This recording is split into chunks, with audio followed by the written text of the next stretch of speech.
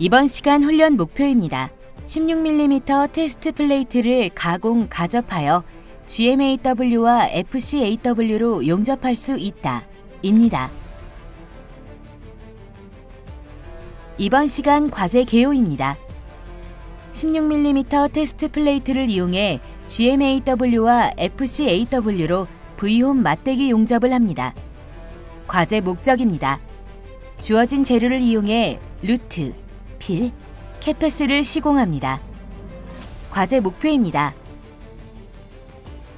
작업자는 재료를 가공하여 완전 용접을 할 수 있는 기량을 갖출 수 있다. 언더컷, 기공 혼입 등 용접 결항이 발생하지 않을 정도의 용접부를 완성할 수 있다. 입니다. 재료입니다. 두께 16mm 플레이트로 가로 세로 250mm에 125mm이며 30도 개선이 처리되어 있는 재료 2개를 사용합니다. 루트 패스는 GMAW로 시공하고 필패스와 캡패스는 FCAW로 시공합니다. 용접봉은 GMAW는 KC28 1.2mm짜리를 사용하고 FCAW는 K71T 1.2mm짜리를 사용합니다. 가스는 이산화탄소 100%를 사용합니다.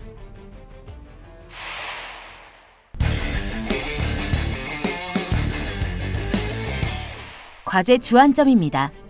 모재가 굉장히 무겁기 때문에 모재를 들거나 가공할 때 떨어뜨리지 않도록 조심합니다. 루트면 가공 시 면이 일정하게 나올 수 있도록 주의하며 개선각은 30도를 유지해야 합니다. 모재 가접은 시점과 끝점에 2포인트를 실시합니다. 가접할 때 모재의 간격은 시점 부분을 3.2mm, 끝점 부분을 4mm로 유지합니다. 모재의 단차를 맞추기 위해 마그네틱 베이스를 사용해 고정하며 철자를 이용해 단차 여부를 확인합니다. GMAW, FCAW 용접 시 사용 가스는 아르곤 80%에 탄산가스 20%가 섞인 혼합가스나 이산화탄소 100%를 사용합니다. 시험편이 두꺼운 만큼 용접 횟수 수가 많아지므로 본 용접 전 충분히 역변형을 주어야 합니다. 마지막 캐패스 작업 시 작업자는 모재의 중간 부분 125mm 되는 부분에서 꼭 한번 봉 이음 작업을 해야 합니다. 용접 횟수 수가 많기 때문에 기공, 슬래그, 언더컷, 오버랩 같은 용접 결함이 발생하기 쉽습니다. 용접 횟수마다 용접 결함이 생긴 부분은 그라인더로 가공하고 비드 위에 쌓인 슬래그는 깨끗하게 청소해줍니다. 언더컷은 높은 전류나 전압을 사용하면 발생할 수 있습니다. 보통 전류 100에서 140A에 전압은 16에서 22V를 사용하는 게 좋습니다. 이번 시간 준비물과 공구를 확인해 보세요.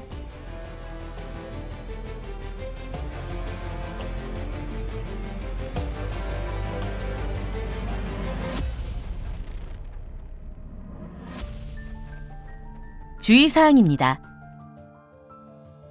루트면이 없으면 용접 시 면이 잘 녹아 모재에 구멍이 뚫릴 수 있습니다. 루트면을 1.2에서 2.5mm 정도로 가공합니다. 가스 유량계의 눈금을 읽을 때는 유량계의 눈금과 지시볼의 중심이 일치하도록 해야 합니다. 용접 후의 변형을 방지하기 위해 가접 후 용접 표면의 반대 방향으로 2에서 4도 정도 역변형을 줘야 합니다. 용접 횟수가 많아질수록 모재 수축이 많이 일어나므로 그만큼 역변형을 더 많이 줘야 합니다. GMAW의 용접봉은 1.2mm로 모재 간격보다 많이 얇기 때문에 가접 시 아크가 살지 않고 바로 내려가는 경우가 있습니다. 따라서 처음 가접을 시작할 때는 양쪽 모재에 한 번씩 아크를 살리고 가접하는 것이 필요합니다.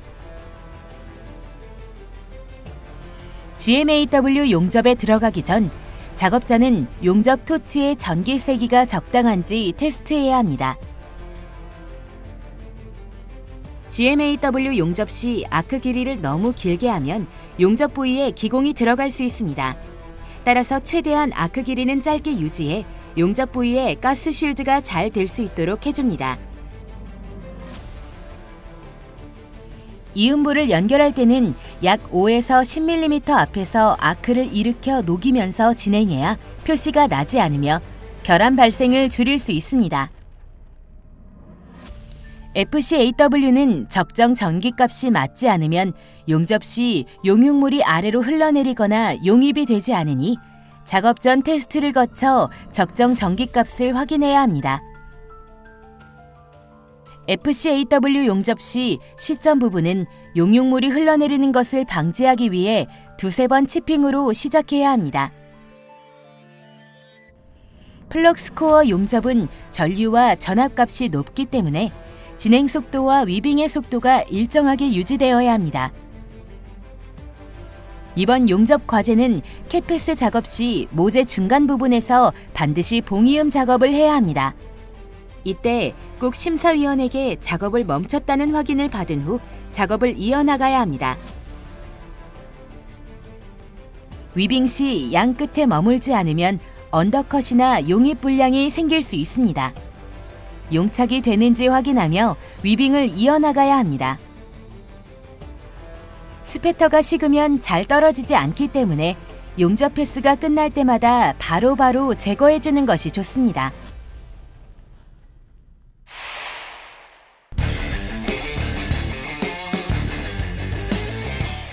이번 과제의 수행 내용을 살펴보세요.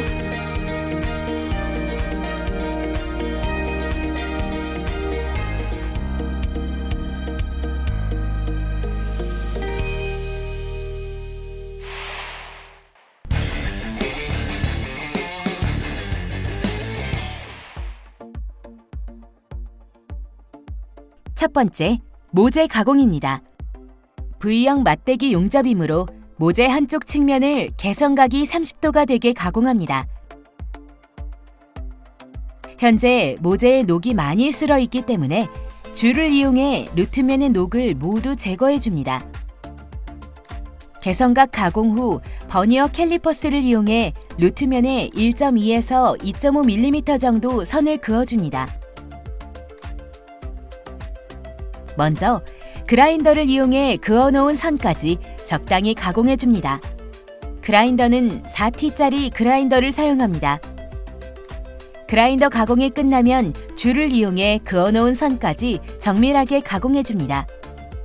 루트면을 가공하는 이유는 루트면이 없을 시 용접면이 잘 녹아 모재에 구멍이 뚫릴 수 있기 때문입니다. 루트면 가공이 끝나면 그라인더를 이용해 추가로 용접 부위의 쇼트 프라이머를 제거해주는 것도 좋습니다.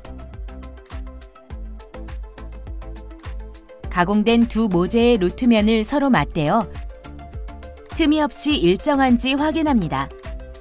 가공된 루트면이 일정해야 용접 시점 부분부터 끝부분까지 동일한 조건으로 용접할 수 있습니다. 만약 모재의 틈 사이로 빛이 새어나오면 루트면이 일정하지 않다는 의미이므로 다시 가공합니다.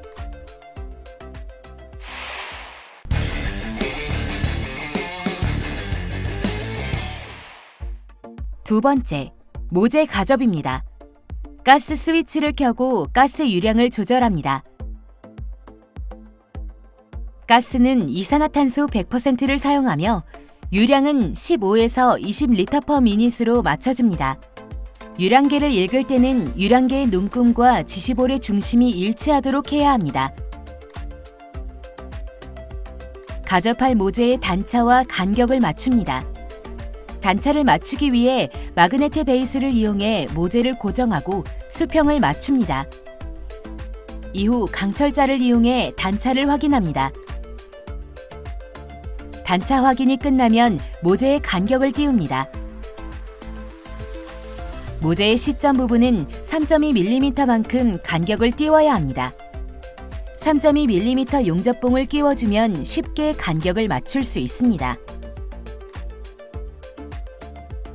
GMAW로 모재 시점 부분을 가접합니다. 용접봉은 KC28 1.2mm짜리를 사용합니다. 와이어가 1.2mm이고 시점 부위 간격이 3.2mm이기 때문에 아크가 살아나지 않고 바로 내려가는 경우가 있습니다. 따라서 처음 가접을 시작할 때는 양쪽 모재에 한 번씩 아크를 살리고 가접하는 것이 필요합니다. 모재의 끝부분 간격을 벌려줍니다. 용접을 하게 되면 모재 수축이 일어나기 때문에 끝점 부분은 간격을 4mm로 맞춰줍니다. 간격이 너무 좁으면 치핑 해머를 이용해 벌려주고 단차가 틀어지지 않았는지 강철자를 이용해 확인합니다. 간격이 너무 넓으면 해머로 두드려 간격을 맞춰주고 단차가 맞지 않으면 치핑 해머로 위아래를 뒤틀리게 해 단차를 맞춰줍니다. 끝점의 간격을 맞추기 위해 4mm짜리 환봉을 꽂고 최대한 루트면이 손상되지 않도록 가접합니다. 너무 용입이 많이 되면 본 용접 전 환봉을 제거하기가 어려우므로 양쪽 면이 고정될 정도로만 가접합니다. 가접이 모두 끝나면 가접 상태를 확인합니다. 모재의 시점 부분과 끝부분의 간격은 잘 유지됐는지 단차는 안 졌는지 확인합니다. 만약 잘못된 것이 확인되면 해체하고 다시 작업해야 합니다.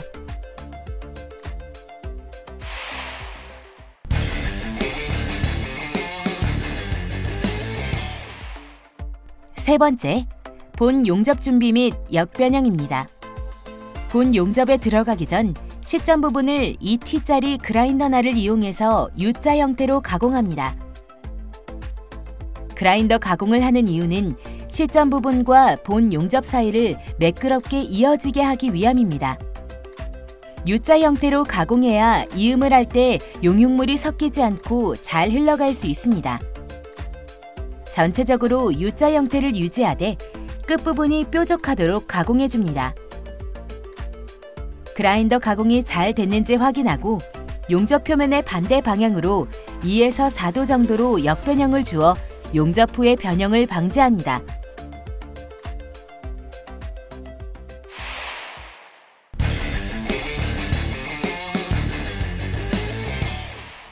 네 번째, 모재 용접의 루트 패스입니다. 루트 패스는 GMAW로 용접합니다. GMAW 용접에 들어가기 전 작업자는 용접 토치의 전기 세기가 적당한지 테스트해야 합니다. 와이어의 돌출 길이는 적당한지, 작업자가 작업하기에 전기 세기가 적당한지, 모재의 녹는 정도는 적당한지, 못 쓰는 시험편을 활용해 위아래로 실제 위빙을 해보며 점검합니다. 용접 토치의 전기 세기의 점검이 끝나면 루트 패스 용접을 시작합니다. 용접 토치에 돌출된 와이어 길이는 5에서 9mm 정도로 짧게 잡아주었습니다. 솔리드 용접은 와이어의 길이에 따라 전류값의 변화가 일어납니다. 길이가 길어지면 전류는 내려가고 짧아지면 전류값이 올라가므로 와이어 돌출 길이에 주의합니다. 용접봉으로 1.2mm를 사용하기 때문에 좌우로 위빙하는 크기가 큽니다. 용접봉을 U자 형태를 그리며 위빙해줍니다. 현재 작업자는 용접가스로 100% 이산화탄소를 사용하고 있습니다. 가스로는 100% 이산화탄소 이외에도 아르곤 80%에 탄산가스 20%가 섞인 혼합가스를 사용할 수도 있습니다. 아크 길이를 너무 길게 하면 용접 부위에 기공이 들어갈 수 있습니다. 따라서 최대한 아크 길이는 짧게 유지해 용접 부위에 가스 쉴드가 잘 될 수 있도록 해줍니다. 끝접에 가접해둔 환봉이 가까워져 오면 용접을 멈춥니다. 2T짜리 그라인더를 사용해 가접해둔 4mm 환봉을 제거합니다. 그라인더 가공을 할 때는 루트면이 손상되지 않도록 주의해야 합니다. 이음부 부분도 끝부분이 날카로운 U자 형태로 가공해줍니다. 이음부를 연결하고 끝점까지 루트 패스의 용접을 마무리합니다. 이음부를 연결할 때는 약 5에서 10mm 앞에서 아크를 일으켜 녹이면서 진행해야 결함이 발생하지 않습니다. 끝점 부분은 아크 길이를 짧게 유지하면서 두세 번에 걸쳐 치핑으로 마무리합니다.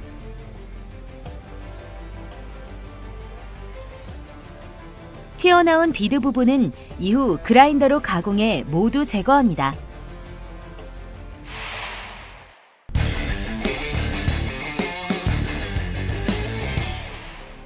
다섯 번째, 모재 용접의 필패스입니다. 필패스는 FCAW로 용접합니다.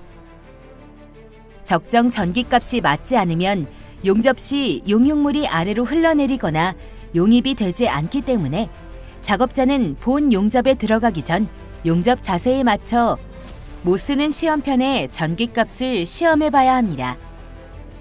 현재 작업자는 수직 자세로 작업하고 있습니다. 시점 부분은 용융물이 흘러내리는 것을 방지하기 위해 두세 번 치핑으로 시작해야 합니다.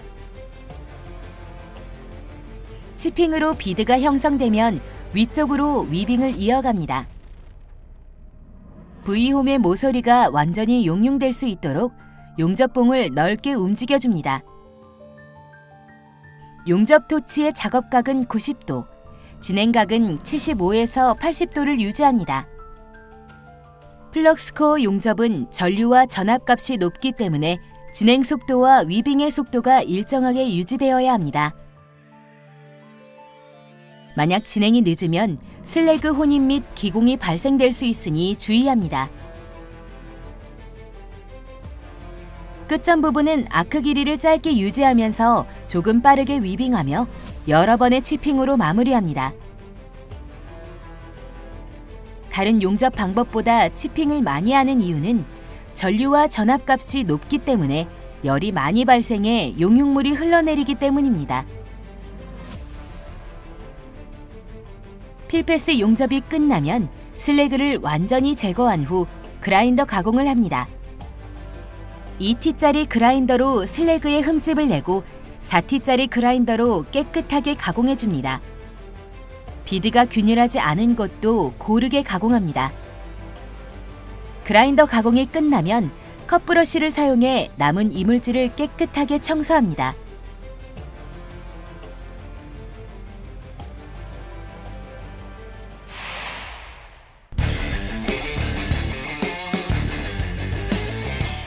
여섯 번째, 2차 필패스입니다. 용융물이 흘러내리는 것을 방지하기 위해 두세 번 치핑으로 시작합니다. 비드가 형성되면 위쪽으로 위빙을 이어갑니다. 위빙 방법은 1차 필패스와 같은 형태로 쌓아주면 됩니다. 플럭스코어 용접은 전류와 전압값이 높기 때문에 진행 속도와 위빙 속도를 일정하게 유지시켜야 합니다. 비드 높이는 표면에서 0.5mm 정도 들어가게 쌓아주어야 합니다.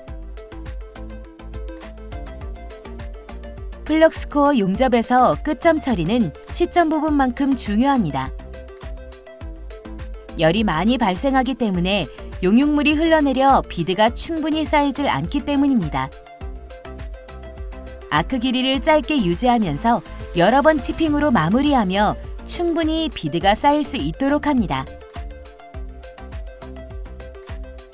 2차 필패스 용접이 끝나면 비드 위에 쌓인 슬래그를 모두 제거해줍니다. 치핑 해머를 이용해 슬래그를 털어줄 수도 있으나 작업 속도를 높이기 위해 7T짜리 그라인더를 이용해 비드 표면의 슬래그만 제거해줍니다. 개선면 부위에 붙어있는 스패터는 일자전과 망치를 이용해 바로바로 제거해줍니다. 스패터가 식으면 잘 떨어지지 않기 때문에 용접 패스가 끝날 때마다 바로바로 제거해주는 것이 좋습니다.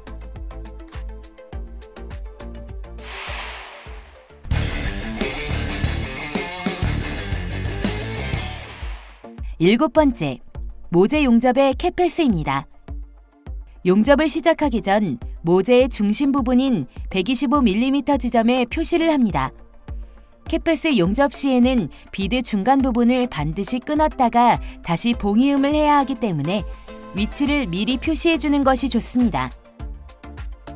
용융물이 흘러내리는 것을 막기 위해 시점 부분에서 두세 번 치핑으로 시작합니다. 비드를 쌓을 때는 개선면의 끝단 부분을 기준으로 라인을 살려줍니다. 캣패스의 위빙 방법은 반원이나 지그재그 방법으로 하며 위빙 시 와이어 끝부분이 홈의 끝단에 가기 전에 살짝 머물면서 위빙을 해주어야 합니다. 캣패스 작업 시 작업각은 90도, 진행각은 90에서 95도로 토치의 각이 중심에서 약간 아래에 위치하게 자세를 잡고 쌓아주어야 합니다. 비드 중간 부분에 도달하면 잠시 작업을 끊었다가 봉이음으로 작업을 이어갑니다. 이때 반드시 심사위원에게 작업을 멈췄다는 확인을 받은 후 작업을 이어가야 합니다. 봉이음을 할 때는 끊긴 부분 5에서 10mm 앞에서 아크를 일으켜서 빠르게 돌리면서 이어나가야 결함이 생기는 것을 막을 수 있습니다. 위빙 시 양 끝에 머물지 않으면 언더컷이나 용입 불량이 생길 수 있습니다. 용착이 되는지 확인하며 위빙을 이어나갑니다. 끝점 부분은 아크 길이를 짧게 유지하면서 조금 빠르게 위빙하며 여러 번의 치핑으로 마무리합니다.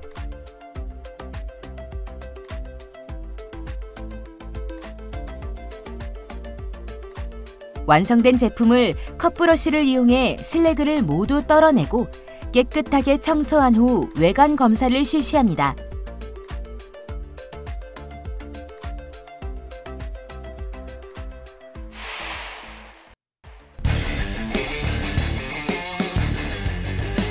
이번 시간 진행한 과제의 핵심 사항을 다시 한번 체크해 보세요.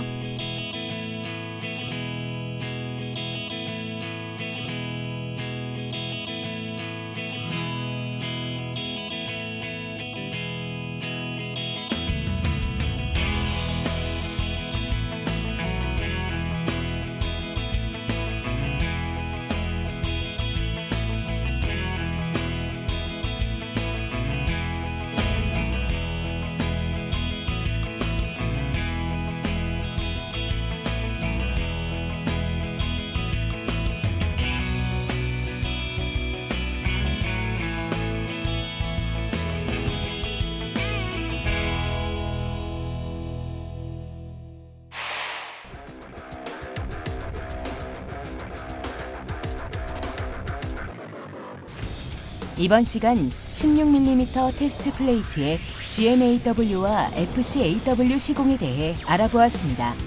여러분 수고하셨습니다.